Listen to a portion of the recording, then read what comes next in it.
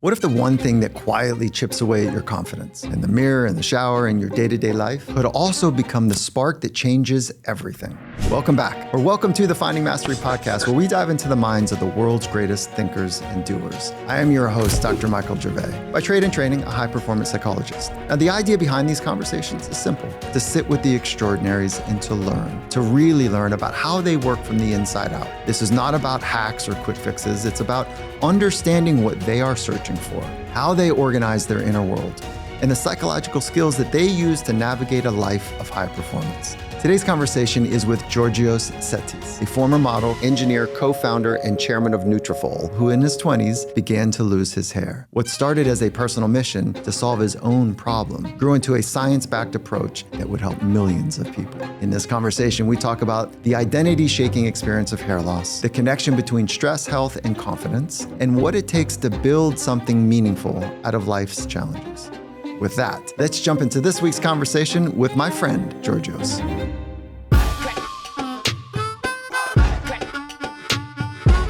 Giorgos, this is like, I want to say it's a treat, but it's more than that. Like, I'm so happy to be able to sit with you, to have a conversation, a former model, about a life arc that you've experienced and co-created that I think all of us would hope to create in our own lives. So what do I mean by that? This life arc where you're able to have the self-discovery process, to feel some sort of pain, to identify it, and then say, how do I solve it? And then try to solve it for others.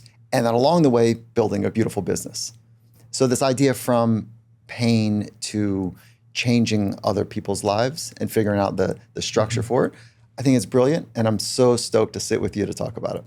Thank you so much. It's an absolute honor. Yeah, very cool. Yeah. All right, so let's start at the beginning. How do you capture your origin story? What's important for us to know to really know you?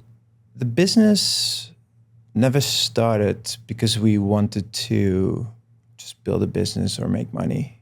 It was all started because we, as a group of people, were suffering from a very personal concern that we wanted to solve. And you just brought it up as well. I think it's important to do the things that you do in life for the right reasons. And because it was such a problem, hair loss, not just for myself, but also for my business partner, we were just so incredibly dedicated and motivated to drive change. Yes, we contributed to the world and we helped millions of people, but it started with ourselves. And the fact that it became what it became is just an absolute blessing. Okay, so let's go back a couple steps there. You're running around New York City as a handsome model in your 20s? Is this the 20s? Yeah, in his 20s. Okay, yeah. And so you're living the life. And then you are like, wait, I'm shedding. My hair is in the sink or it's in the shower or whatever, So is that kind of how it started? Like, what's going on here? I'm losing my hair? So I started to lose my hair in my early 20s, and that was back in Holland. And I never forget, I went to a dermatologist and he did a hair pull test. And he said, by the time you're 30, you're going to have a bald spot on the back of your hair. And I said, that's not acceptable. Is there anything we can do about it? And he said, well, you've got this pill, which was Finasteride. Take it and you will prevent it. And so very early on in my life, I started to be very proactive about losing my hair. The problem was that I started to experience a lot of side effects around those pharmaceutical drugs. And that's what motivated me in New York City to say, you know what, stop. I can't compromise my health in order to keep my hair. I need to figure out something that is healthier. So Finasteride is a tricky one as a medication because the side effects, there's some side effects that are pretty predictable, but it doesn't happen for everybody. Yeah. I think you're comfortable talking about the side effect that you went. Yeah, it definitely doesn't happen for everyone, but it's a known side effect. Is not just decrease in libido, but sexual dysfunction as well. So as a young man, that was obviously problematic. There was a new study that was published, I believe it was the University of Washington, where they proved out that the side effects can be prolonged. So sexual dysfunction post discontinuation of the actual drug. And that what's made me absolute panic. Because every single time I stopped using finasteride, I started to lose my hair. So that was my experience. It doesn't mean that everyone was experiencing that.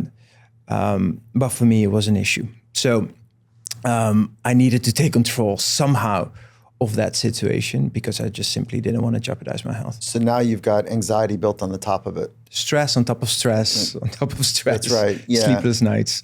And no exaggeration, all of that, right? Sleepless nights, anxiety, loss of stress, confidence. Loss of confidence. Yeah.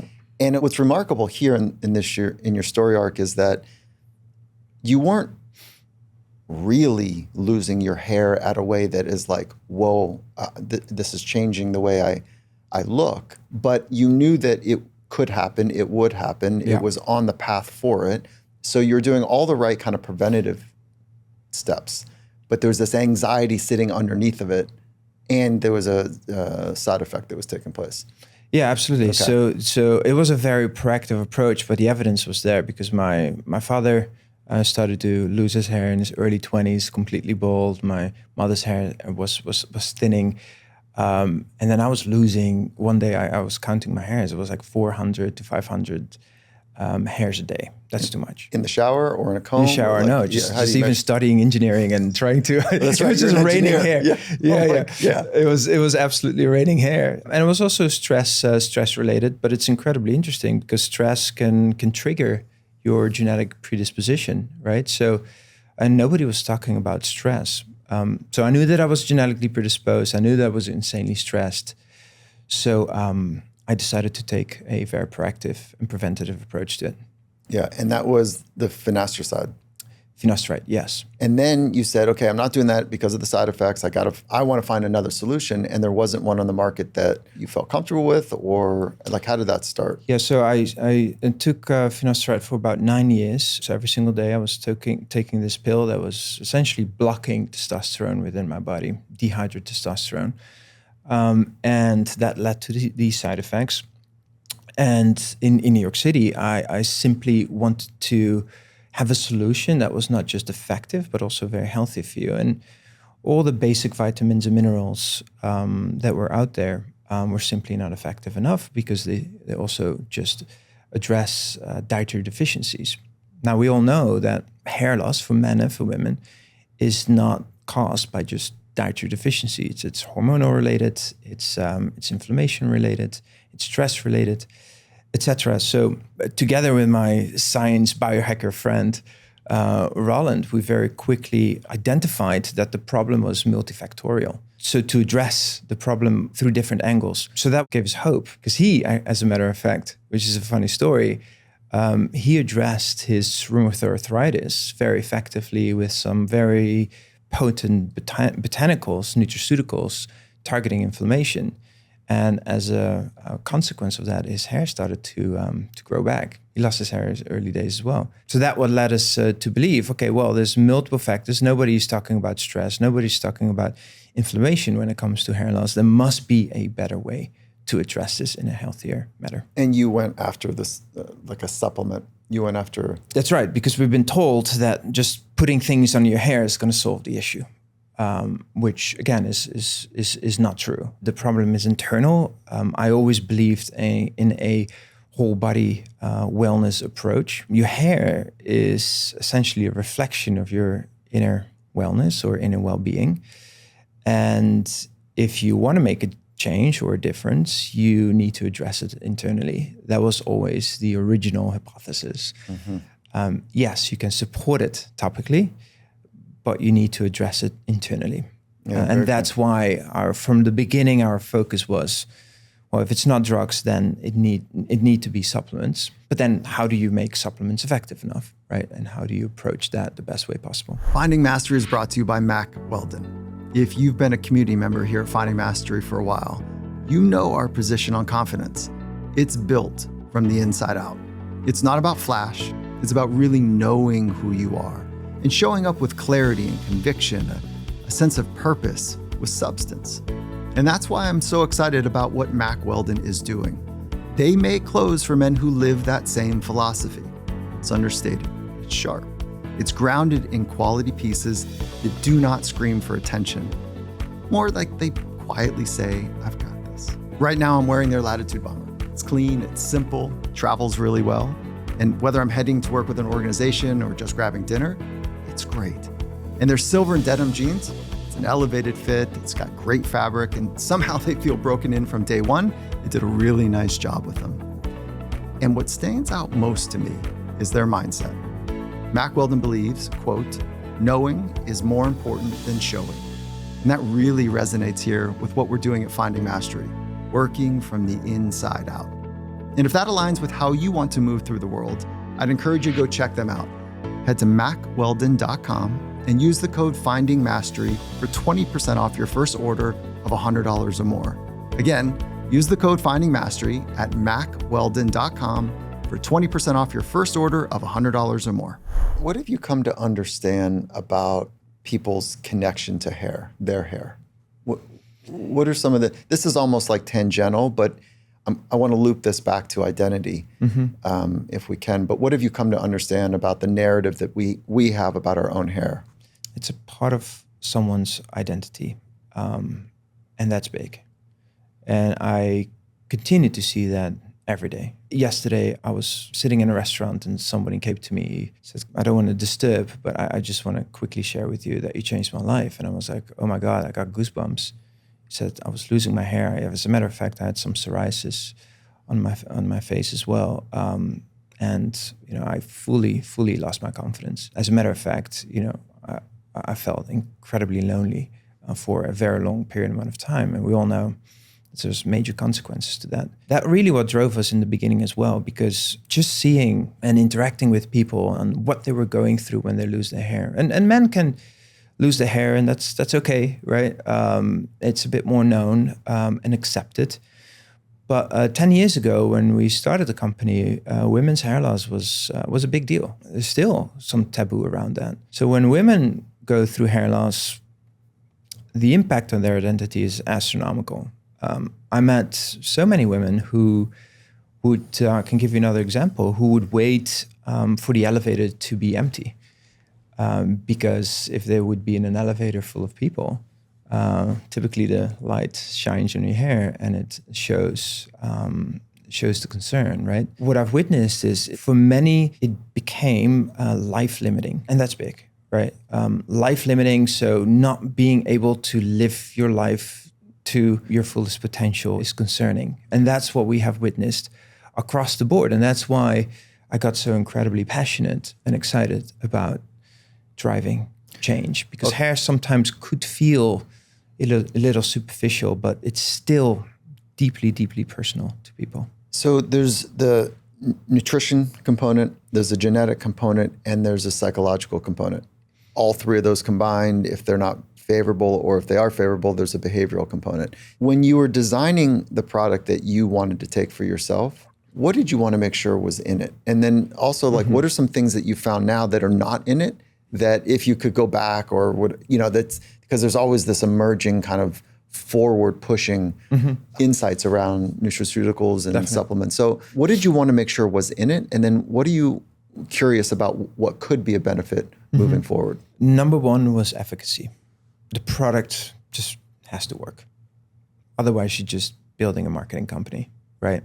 And I didn't want to be in that business. I gave up my engineering business to dedicate my 10 years to hair. So I wanted to make sure that it's legit and I'm going to be able to make a difference in people's lives. That was the absolute priority. Now, how to go about that was this multifactorial approach.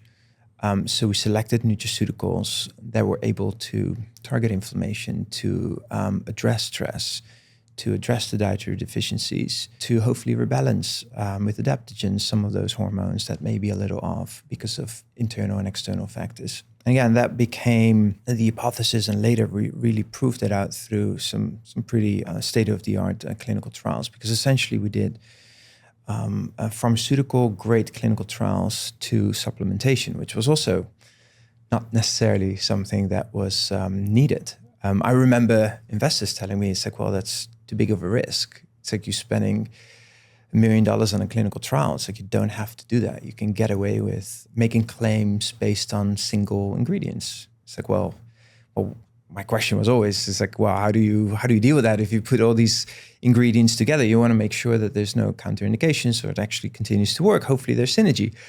So from the beginning, we just really wanted to make sure we're doing what was right and proving it out. And that's probably what we're the most proud of. It's that research, that original hypothesis that's now published and worldwide recognized and now applied to not just hair, but different fields as well. The beauty of nutraceuticals and these natural compounds is that you can multi-target an issue pretty effectively. So that just along the journey, it kept us going, because that efficacy was incredibly, incredibly important. Also for us to change the conversation, to go back to that emotional component. It's like, how do you resonate with millions of people? How do you change people's lives? Credibility is essential, and that's why we went to from the beginning. We interacted with physicians to educate physicians, dermatologists, plastic surgeons, people who typically go to doctors for hair loss. We spent so much time with them to proudly show this new approach, which then allowed us to build this network and that level of credibility to be able to change that conversation. So we became the #1 dermatologist recommended brand, and that was because we just very proudly were able to present that science. There you go. So that was the stepwise benefits. I'm more interested in the psychology that set up the decisions that you make, that led to the outcome. So the psychology is, I really want to help people, but I'm not going to just kind of spray some stuff, put it in a pill, pop it in and say, look, there's these 3 things are known to decrease inflammation, and that's the solution for whatever. So you spend a bunch of money and took a risk to see if what you're actually building was working. That's right. And the point here is that you really wanted to know if it was working. Because of what reason?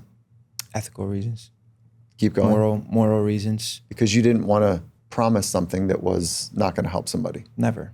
No. Okay. So then that leads to one of the maybe biggest openings, is that now you're in the science community, you go to the applied scientists, MDs and physicians or whatever, and you show them what you found, and then it opens up. Originally, it was just an hypothesis. So we're presenting a white paper, hundreds of pages, which was not necessarily proven, but it made a ton of sense. But we were so incredibly passionate about this new approach, because nobody was talking about the problem in a multifactorial matter, that we were able to at least engage physicians, which was very interesting, because there was an appetite to dressing it differently. And even with a lot of skeptical physicians, because it's obviously needed for physicians to be very critical and skeptical. The way we handled that was we would just give product away to them. Say, you know what, let's just try it. We put our money where our mouth was. And it's like, you don't have to buy any products from us. Try it on your patients that you believe may need some help. It was actually that simple. Going back to your point, it was always approached from a very authentic way. Still, today, the #1 message is we're not selling product. And of course, we're selling product because we need to sustain ourselves and support our people across the board. But the message was always like, let's do everything in our power to set people up for success and help them and support them through this emotional journey that they're going through. So imagine a world where the product would not perform. First of all, we would not have the business at the size that it currently is, but that would never, ever feel good. Are you able to talk about the valuation of the company? Yeah. So you went from a startup, bootstrap startup, early seed funding. Basically put all the money we had into research, and we just barely made it to have physical product in hand, me and my business partner. It was just all in. Based on your savings account? All of it. Okay. Just all of it. It's like, this is it. Or nothing. How many years later? We'll go back to Europe if it doesn't work. Okay. How many years later did you get your last valuation? The company got acquired by Unilever in 2022. That was well over $1 billion. I exited the company in the beginning of 2025. And that was a multi-billion-dollar valuation, which was an amazing success, not just, of course, for ourselves, but also for our people internally, our partners, just across the board. And the reason why I feel comfortable mentioning those numbers is because it represents impact. It represents the amount of people, which are millions and millions of people who we're able to support throughout their journey, that we just feel very, very good about. Huge congrats. I mean, this is it.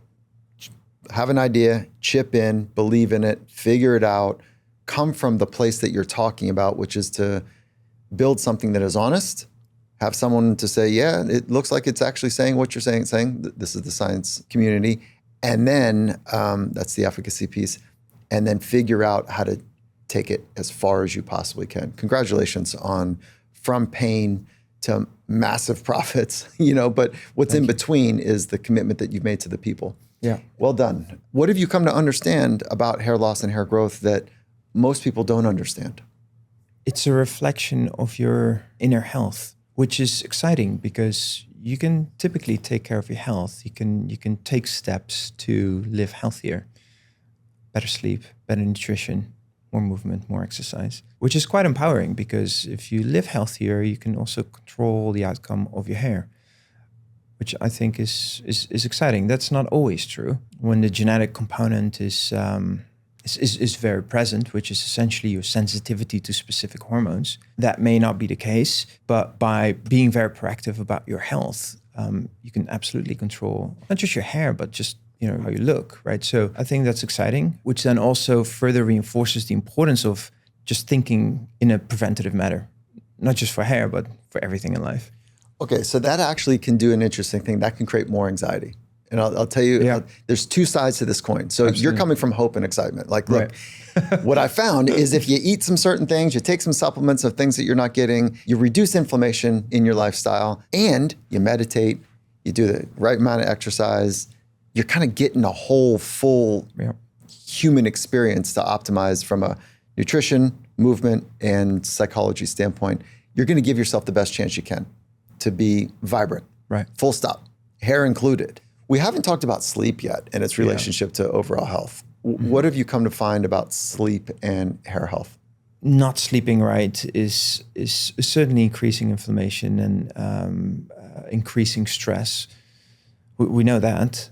That's affecting indirectly hair. So cortisol going through the roof, or even just being chronically stressed because of lack of sleep, is certainly affecting hair. What do you do to compete to sleep at an optimal level? Competing is a great word. I don't know if I'm competing. I feel like I'm competing. I'm competing with all of the things that I want to read and watch and have conversations with. I'm competing against that stimulation in life to say, no, hold on. I got to get these, for me, it's like 7.5 hours is my sweet spot. And so if I don't get the 7.5, damn, next day is just harder. It's just hard. And I can do it for 3-4 days, 6.5, 6 for 3-4 days. But after that, it's just it's a diminishing return that is demonstratively noticeable to me. So I feel like I'm competing. Maybe I've got the wrong framing because I'm working my ass off. I love that you're competing, and in a way we all compete. But I'm going to be honest, I really look forward to sleep. I really do. If I can sleep 9 to 10 hours. 9 to 10, yeah. It's hard to sleep 9 to 10 hours. It requires a lot of magnesium and everything very dark. But I would do everything to sleep more hours. Yeah. Okay. So I'm trying to stretch my sleep to its maximum because I just know that it's not just about performance for me personally, but it's also just simply about mood. How do you feel about yourself throughout the day? Do you feel sharp? Do you feel like you can make a difference? Do you feel like you're a great parent or a great husband? To me, that's such a big part of life. I do everything in my power to feel the best I can. And for me, the more sleep, the better. What are you doing with that research that I just noticed? I haven't read it, but I just saw it pop, a couple of weeks ago, around in the next handful of years that they're going to solve hair loss. This is not from a nutraceutical standpoint. Did you see that? There's always research and a lot of new great findings that can hopefully lead to that. Have you dug into any of it, or I'm aware of some technologies, and frankly, I'm hopeful it's going to happen at some point. Now, especially with the introduction of AI, I'm not against any of that. It's like, as long as it helps people, I hope that those technologies are not going to come with tremendous side effects. We've seen it with even Ozempic. It does wonders, right, for many. But at the same time, there's a lot of things that we don't know. Is there a connection with Ozempic and hair loss? Absolutely. Or hair growth? Hair absolutely, loss? Yeah, we've seen it. We've seen it across the board because of the decrease in muscle mass and how it affects your metabolic systems, the nutrient deficiencies when people are not eating the right nutrients or not absorb the right nutrients. That absolutely leads to hair thinning and hair loss, which is concerning, certainly. So I want to get your gaze on what's coming next, but there's one more thought I have here, which is like, what are you making sure that you get in your diet to optimize your health? And then hair being a natural consequence of that health. I'm not an expert when it comes to diet, but for myself, I'm trying to eat with variety. I don't necessarily believe in just very strict diets. No meat or no fish or vegetarian. Just variety to me is important. For me, it's more about where do you get your food from? And it's incredibly unfortunate that it's very hard to find foods that are not contaminated with toxins, whether it's fish, the heavy metals, or pesticides on your salads. So I'm very worried about that. So it's less about the types of foods. It's I try to eat with some variety, but then I'm doing everything in my power to clean my vegetables with baking soda and vinegar, like the old school way. Yeah, of course, the old school way. So wait, you'll soak? Absolutely. Wait, I've got some help, but I'm not. Good for you. Yeah. So I've seen some of That's a full-time job. Yeah. Just soaking vegetables and making sure that your salads are actually clean. So take strawberries, for example. You're soaking them in vinegar and baking soda, vinegar. For how long? At least 15 minutes.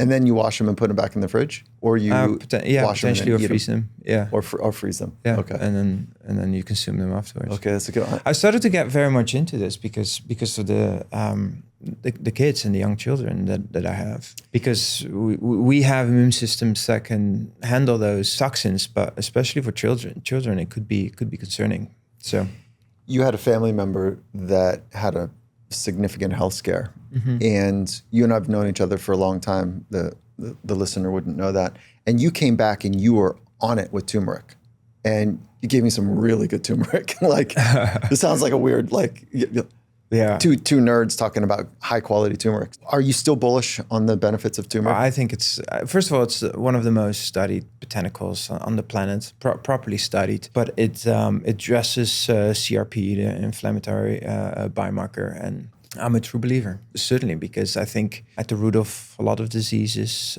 is inflammation. So if you can rebalance and target that on an ongoing basis, I think that's incredibly beneficial. So I think the listener will be interested, is that almost every night, not every night, kind of like your gratitude practice, is that I'm chopping turmeric at night. No way. And it's like just stuff, organic turmeric that I'll just buy from wherever. I chop it up, throw it into some boiling water, and then I've got a great tea, and then I eat the turmeric after it's been like, amazing. Yeah, and so it's one way that I get turmeric in. I also supplement with it. Right. Making sure it gets absorbed, I think is so you need a little key. Black pepper in the tea. Absolutely, with a little black pepper, and for optimum absorption. Yeah, key. Okay. All right, let's move on. Like, you've got this ability to see around corners and see down the path, and you're in a unique perspective. Is that you built something that's significant? You're in the vibe of the whole thing. You're transitioning away from an operator of the business. What are you interested in when it comes to health over the next, call it 3 to 5 years as a horizon? Health is one of my core values. So I would love to further double down on that. And of course, we're talking about physical health, but also mental health. Why is mental health on a decline? And obviously there's a lot of factors that play a role there. So I would love to focus on ways to elevate humans and drive impact that way through health, because ultimately I believe that it's all about how people feel about themselves on a daily basis. We've seen that with Nutrafol as well. It's like helping them even a little bit with their hair, and it's making them feel better and a little bit more confident, and they're becoming better humans. It's incredible. The moment someone feels optimal and confident, they're able to also drive impact in the world and help others to do the same. So this ripple effect is magic to me. I want to focus there, and especially now with the introduction of AI, I think that's an exciting future. I know that not everyone thinks about the future in an exciting way when you think about AI, but I think from a health perspective, we're gonna make some tremendous progress to reduce suffering across the globe. Amen. Okay. You just sparked an idea about, like, I'm remiss to not talk about your leadership jobs. Mm-hmm. And so you've grown a significant business. What have you come to understand that is important for other modern leaders to open the aperture to people's potential? Like, what is a thing that you do as a leader to help others be their very best in the organization? And this is really what Finding Mastery is about. Our consulting agency is to take from elite sport to big business the best practices to help people be their very best from a psychological perspective. So can you speak to leaders, modern leaders right now, about a couple things that you've come to understand to help the employee base or the other leaders on the team to be just a little bit better? Yeah, the workspace is so fundamental to how people feel, right, about themselves. And it came organically to me. I like to be kind. I hope that the future of leadership is kindness. I think if everyone would be a little kinder in the world, it's like, that's a better place, right? And I think it starts by that, because and we created a culture around kindness and caring for one another. Because if you don't care for each other within an organization, it's incredibly hard to then express that care, that kindness externally. So I always intuitively knew that we have to become very intentional about treating our people extremely well. And that created a lot of joy, and it created community, which is also such a big part of longevity and just feeling good about yourself. So kindness is a big one for us. And the second one is psychological safety, which allowing people to truly speak up and challenge us and challenge the leaders, super important when it comes to innovation, in my opinion. So in parallel, what we did, it was also trying to just break down hierarchies as much as possible and stay away from bureaucracy as much as possible. And I know that's hard because hierarchies are there in order for things to, I guess, function. And I give you some examples. Like, I never wanted to call myself a boss, right? I was always with the people versus just people working for me. It was always paid attention to the details, and still do, right? I work with people, and people not work for me. We're all in this together, right? And that's how we pursue our mission. That's how we're going to drive this company forward, and this is how we're going to impact people's lives. So we build a culture around that, and that's frankly one of the most beautiful things. I often say that there's nothing better in life to do great things with great people, right? And companies do that, right? It's a great way to connect and pursue a mission there. So that's something probably that we are still incredibly proud of. And I feel very grateful that all the people, including the new CEO, Cindy, who's amazing, carries on with that with that mindset. Would you say that's your signature as a leader, is kindness? I would say so. The reason why I hesitate is we all have our moments, right? But you wanna care for people. I think it's very important to care for people. How do you repair when you lose your mind about something?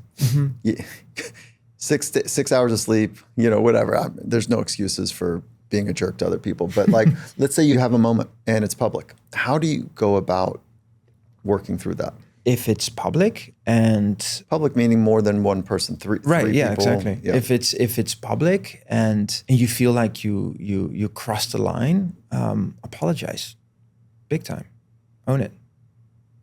And I've done that. Like I've done that quite often, where it's like, you know what, I'm I'm sorry, I shouldn't have responded that way. Owning up to it and learning from that experience. I always try to get better and to learn from my mistakes. Nobody's, of course, perfect. Yeah, apologizing and then being there with everyone, I think is incredibly important.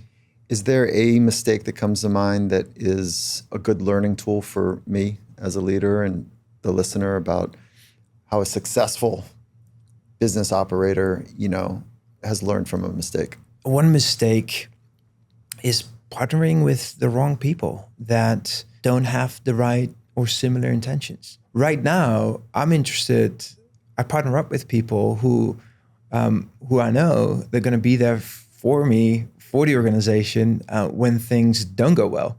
Everyone wants to be a friend and wants to be around you when things go incredibly well. I'm way more interested in, okay, who are the people who are going to stick by you during difficult times? How do you suss that out? Yeah. Do you hire slow? Do you hire fast? It's a great question. I don't look at resumes anymore. I do that quite intentionally. I want to know who that person is.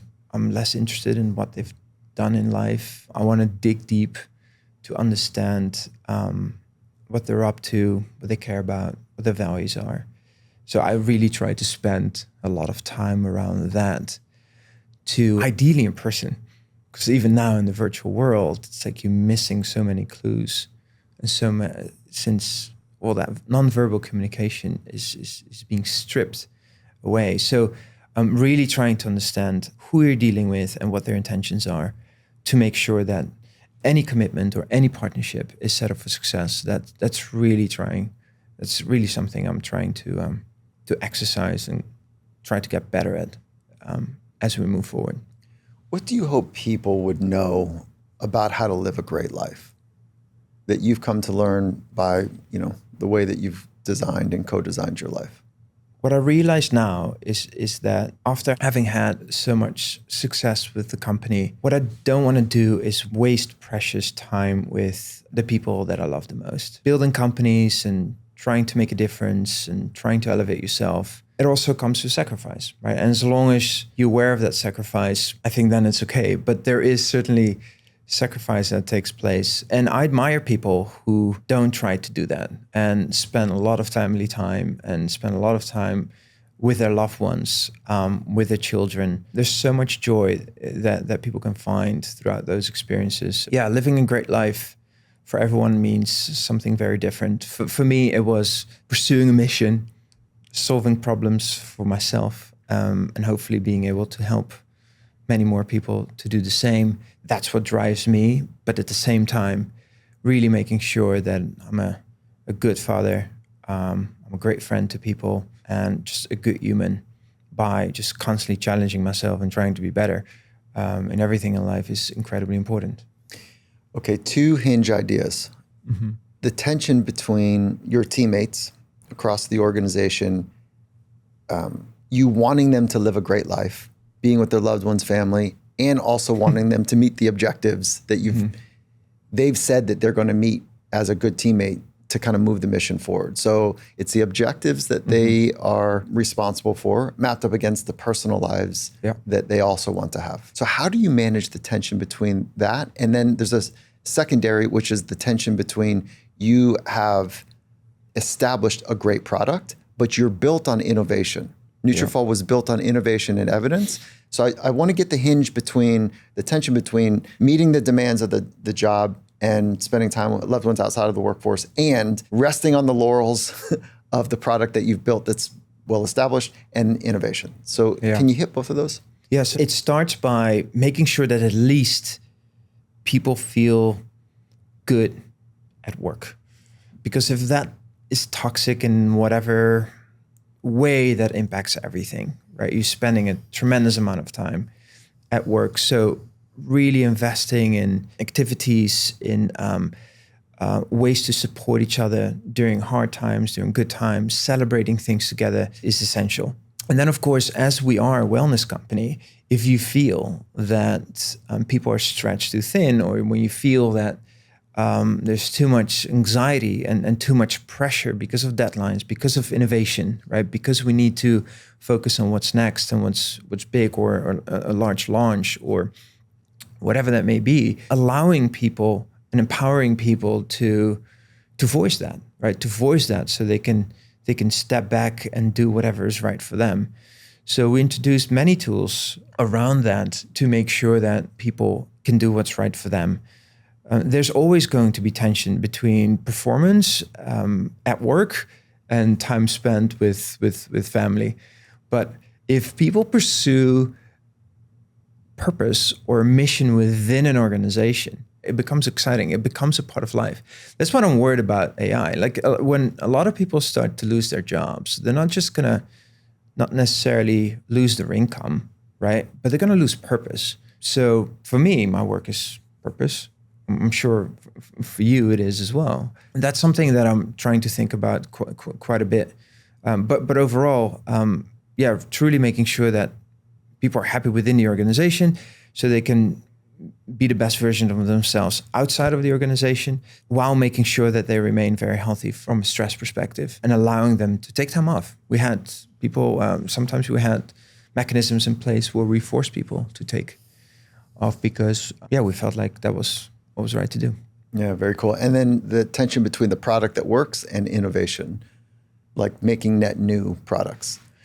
Yeah, that's quite challenging as well, because when you invest millions of dollars in clinical trials and you're proving that a specific formulation is working, what that does, it also typically, and you see that in a lot of organizations, it demotivates. Yeah.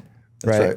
It demotivates to introduce something new, because introducing something new also comes with risk. It also comes with potential confusion. One of our mantras within our organization was always keep growing. Now, obviously, that's pretty broad, and a lot of people that means something, of course, something different. But we always try to evolve. Our risk appetite was quite large there. So investing in new technologies and investing in clinical trials to make sure that we offer to our customers, to our patients, the best solution possible was always the North Star. And I'm very grateful and happy that that turned out to be well. But again, we continue to innovate. Yeah, there's always ways to do better, and science evolves. Science is dynamic. So the more we know, the more we grow, and the better we need to evolve. You know what I've loved about this conversation, Giorgos, is that I can feel the kindness that you are wishing for other people. I can also appreciate that what kind of kicked off the whole thing was your appreciation for a multidisciplined solution. And the way that you're answering your questions is also very clearly aligned with the multi-dimensions that go into just about anything. So I can see your leadership. I can see your character, virtues, and values underneath and embedded in all of your answers. And I can also see like this excitement and hope for what's next. And I'm excited to see what you go build next. I'm excited to where you go place your gaze to see what is coming next for you. So thank you for showing a model of what it means to go from a phase of suffering to find a solution, to work from that place to help multiple millions of people to be just a little bit better in their life. And then along the way, embedded in a delivery system, which is a business and a model of business that is an emblem for modern leadership. So thank you for the model. Amazing. Well, thank you so much. And I'm incredibly excited to know and to hear everything that you're working on, because you're changing the world in such a phenomenal way by caring for people and elevating millions. So that's incredibly exciting. Awesome. Yeah. Appreciate you, Giorgos. Thank you very much. Next time on Finding Mastery, we're joined by the legendary Howie Mandel, comedian, creator, and longtime champion for mental health. Howie pulls back the curtain on life behind the laughs, from chasing fame to redefining success, and how speaking openly about his struggles with anxiety and OCD helped spark a cultural shift. Join us Wednesday, October 1st at 9 a.m. Pacific for this unforgettable conversation.